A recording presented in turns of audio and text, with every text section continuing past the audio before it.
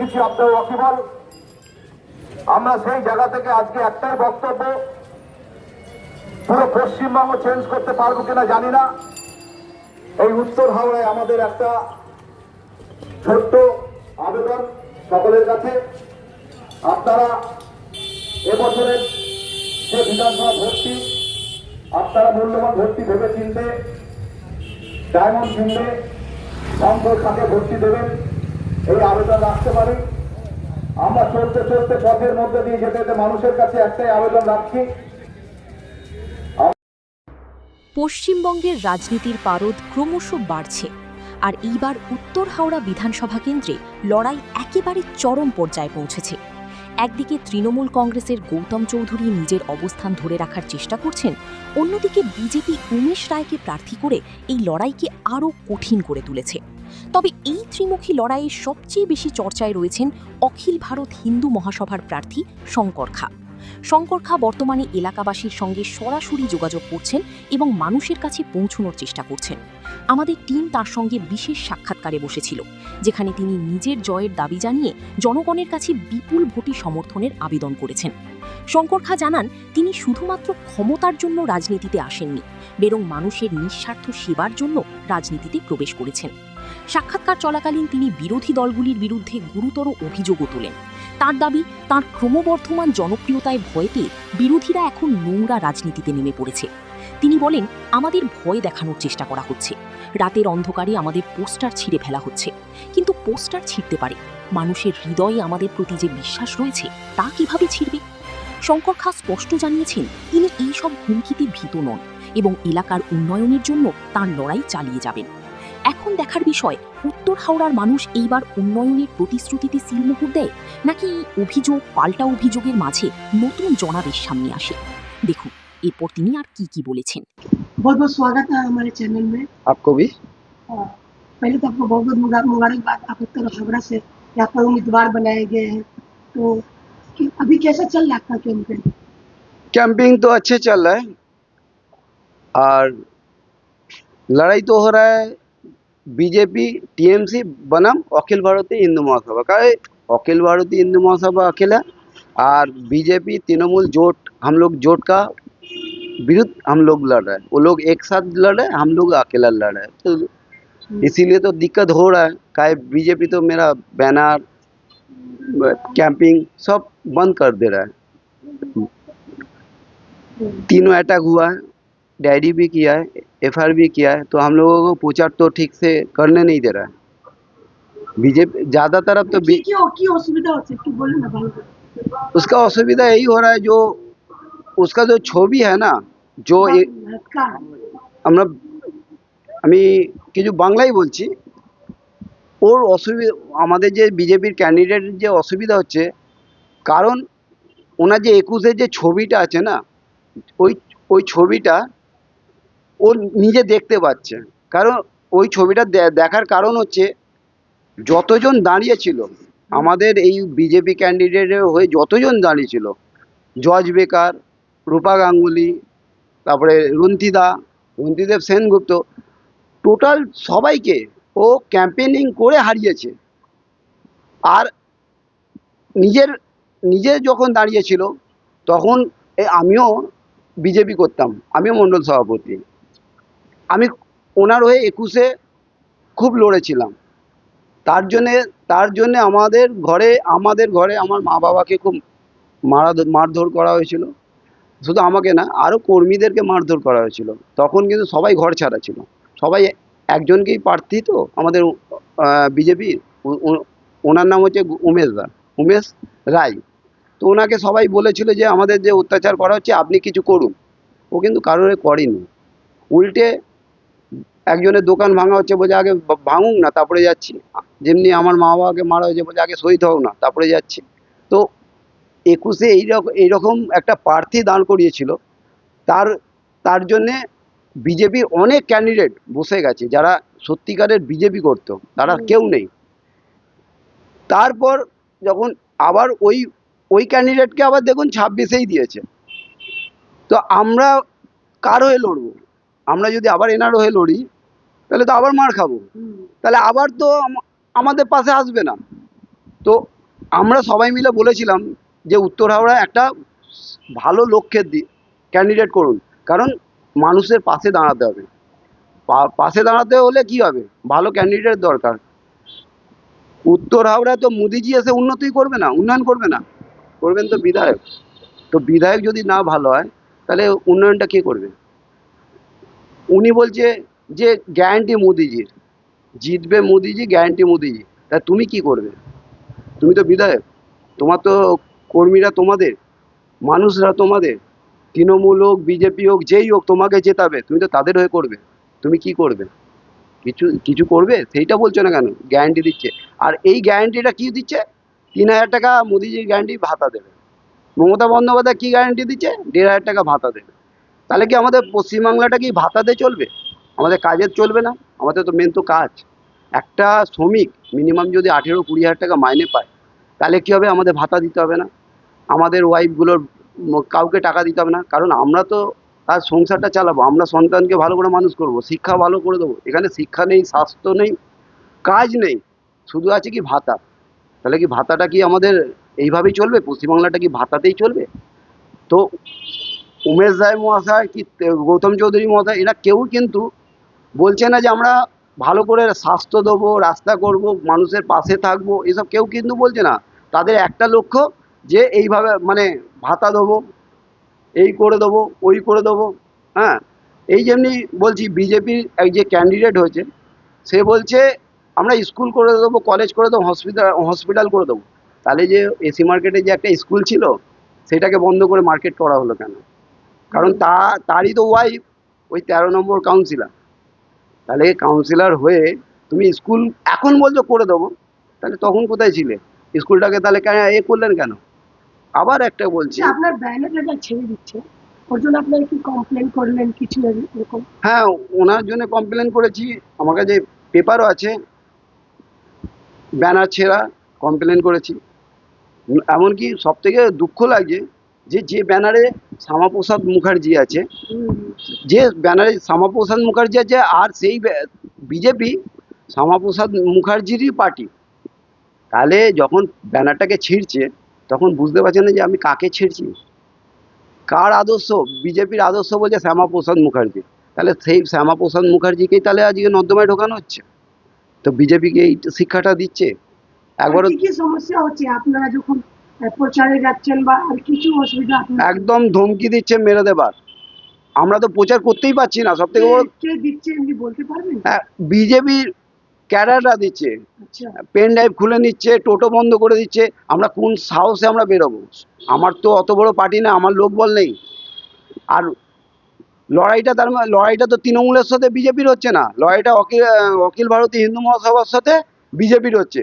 কই আজকে তো 7 নম্বর পোস্টে যখন এই বিজেপি ক্যাম্পিং করতে গেছিল, ওখানে তো ধাক্কাধাক্কি হয়েছে।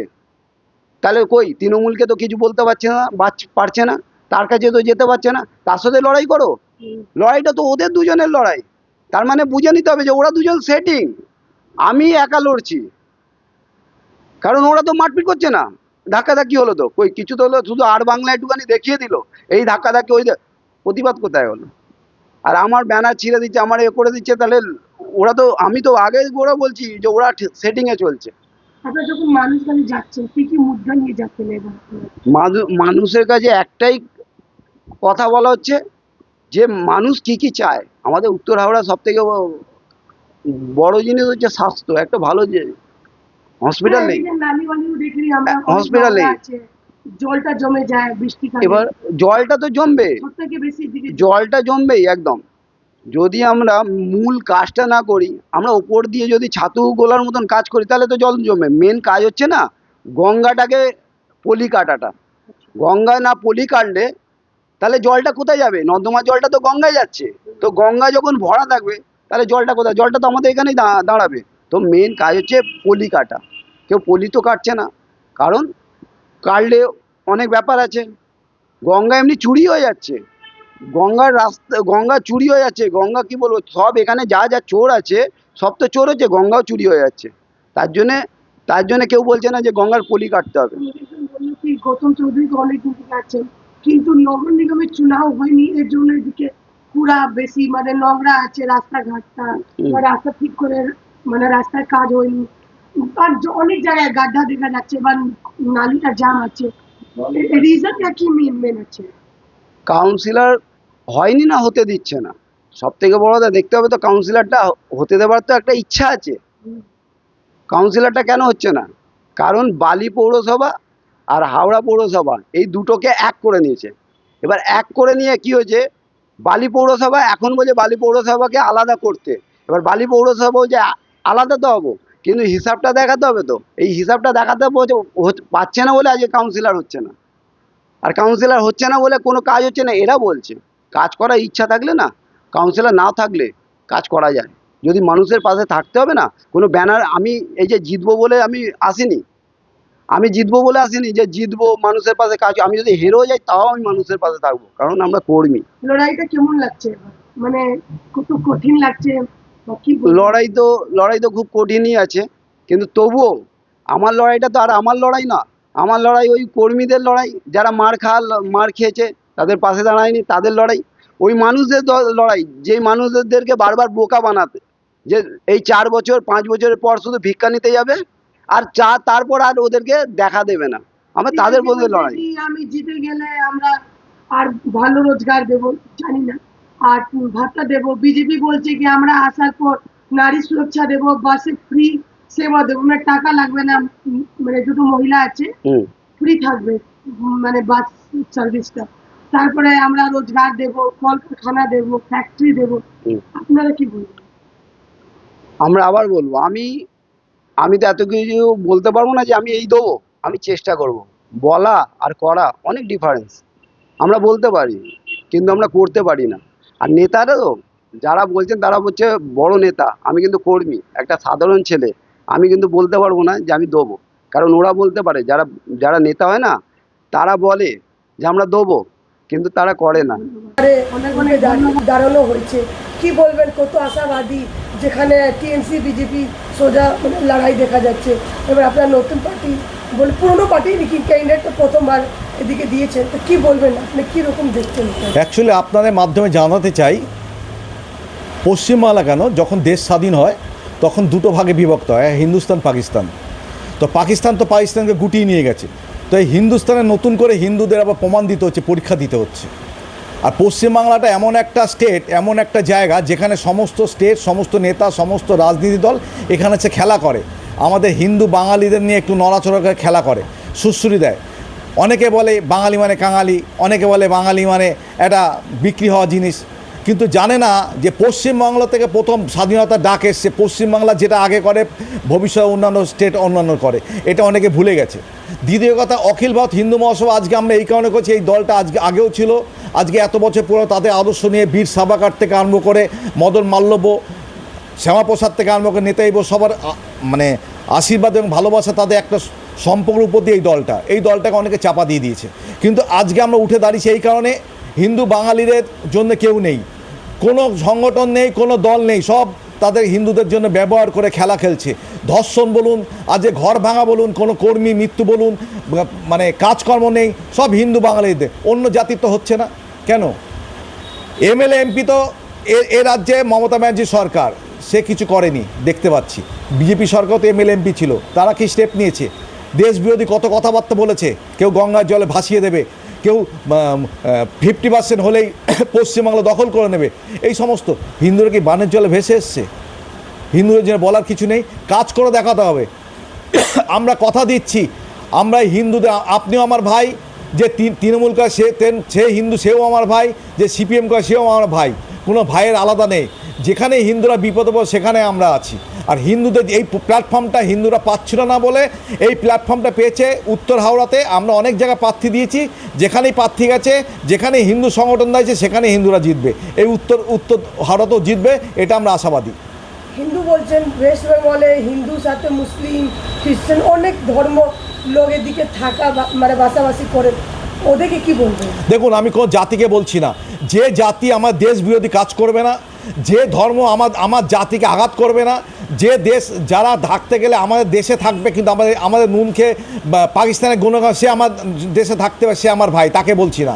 যারা রোহিঙ্গা যারা ওই বদমাইশি করছে, যারা আমার দেশে থাকছে, আমার জাতিকে ঘৃণা করছে, তাদের বিরুদ্ধে আমাদের সোচ্চার। আপনি একটা কথা বলুন, আপনার ভালো ড্রাইভার পেয়েছেন, কি গাড়িটা খারাপ হলে সেই গাড়ি কি ভালো চলবে? চলবে না। আপনি ধরুন একটা রাজমিস্ত্রি ভালো পেয়েছেন, কি বিল্ডিং ম্যাটেরিয়ালস যদি খারাপ থাকে সেই বিল্ডিং কি ভালো হবে? হবে না। সেরকম আইন কানুন যদি ঠিক না হয় আমাদের দেশে কখনো ভালো হতে পারে না। কালকে আখরি মানে প্রচারের আখরি কালকে দিন আছে, কিরকম প্রচার চলছে আর কাল কি প্ল্যানিং আছে কাল পর্যন্ত আপনার? আমাদের অনেক লম্বা প্রচার নেই, কি মানুষের কাছে যারা ভোটদাতা এই উত্তর হাওড়ায় তাদের কাছে পৌঁছে দিতে চাই। অখিল ভারত হিন্দু মহাসভার হিন্দু মহাসভা শঙ্কর কা দাঁড়িয়েছে, আপনারা একবার বিবেচনা করুন এই মানুষটাকে আপনারা ভোট দেবেন কিনা আপনার ভবিষ্যতে তাকিয়ে। আর এই প্রচারটা কোত্থেকে যে বিঘ্ন হচ্ছে, যারা এই নোংরামি করছে তাকে মারধর করছে, টোটো ভেঙে দিচ্ছে, আমরা তার বিরুদ্ধে যাচ্ছি না, জানি সেও পরে আমার দিকে ঘুরে আসবে, হাত পায়ে ধরবে, কিন্তু আমরা ক্ষমার চোখে দেখি। হিন্দু হচ্ছে এমন একটা দল, ক্ষমার চোখে দেখছি, কিন্তু ক্ষমা করতে করতে কৃষ্ণ বলেছিল 7 গুণ যখন 70 গুণ হয়ে যাবে তার তখন অবনতি অবশ্যই হবে, সেটা আমার ঈশ্বরের উপর ছেড়ে দিয়েছি। এই উত্তর হাওড়াতে অখিল ভারত হিন্দু মহাসভা থেকে কি বলবেন? আপনি এদিকে থাকছেন বা এদিকে ওরা যাতে আছে, কি দেখছে, কি অসুবিধা, মানে প্রচারে গেলে কিছু অসুবিধা? এবার আমরা বাইরে করছি না, অনেক কম পোস্টার বা বেরোর আপনার পার্টি থেকে আমরা কম দেখতে পাচ্ছি, তো এই কারণ কি আছে একটু আমরা নমস্কার, প্রথমে জানাই আমার এখানে খুব মানে ইন্টারেস্টিং লাগছে। ভোট হওয়ার আগে আমরা জিতে গেছি। কেন জিতে গেছি? 3খানা এফআইআর কাদের এগেনস্টে? উমেশ রায়ের এগেনস্টে, বিজেপি। এবং মোদিজি একটু লজ্জা হওয়া উচিত, মানে আপনি মোদিজিকে লজ্জাবোধ করালেন, কারণ আপনি এমন একটা পার্টির ক্যান্ডিডেটের হোর্ডিং ছিঁড়ছেন বা ধমকানি দিচ্ছেন, চমকানি দিচ্ছেন, চিপ খুলে দিচ্ছেন, তার এগেনস্টে আপনাদেরকে আপনাদের এগেনস্টে এফআইআর করতে হবে। সত্যি খুব ইন্টারেস্টিং। আপনার কি মনে হচ্ছে না যে আপনি মনের দিক থেকে, মানসিক দিক থেকে খুব হেরে গেছেন? আমরা ছোটবেলায় যখন গুলি খেলতাম, ড্যাঙ্গুলি খেলতাম, আমরা মজায় মজায় বলতাম হেরো মেরো। তো জানি না আপনি কি চিন্তা করলেন, আমি কি বললাম, আপনি কি চিন্তা করলেন, এটা কিন্তু আপনি মাথায় রেখে দেবেন আমার কথাগুলো। তো সত্যিকারে আপনি অলরেডি মানে ইলেকশনের 4 তারিখে তো রেজাল্ট, আমরা কিন্তু জিতে গেছি, এটুকু আমি আপনাকে বার্তা দিলাম। নিশ্চয়ই ভয় খাচ্ছে বলেই তো আজকে আমাদের 3টে এফআইআর করতে হলো। সব থেকে বড় কথা, আমরা কোনো রোড কর্নার করতে পারছি না, আমাদের মাইকিং হচ্ছে না, মানে বিভৎস ব্যাপার। তার মানে एक्चुअली मैंने ये जो डर हमने देख रहा है, ये बहुत अच्छा लग रहा है। देखिए, हमने कंप्लेन किया है और जो आरओ ऑफिसर है, रिटर्निंग ऑफिसर है, उनको भी हमने व्हाट्सएप में मेल किया, व्हाट्सएप में मैसेज भेजा है। तो फिर भी हम देखेंगे क्योंकि क्या हुआ क्या नहीं हुआ ये हमने कल देखेंगे, क्योंकि अभी तो इलेक्शन का माहौल चल रहा है, बहुत काम पे बिजी हम हूँ, इसीलिए हम कुछ उधर नहीं देख पाए। फिर सिर्फ एफआईआर हुआ है, उसका सिलसिला और कुछ नहीं हुआ है। हमारा नाम अमित गोस्वामी।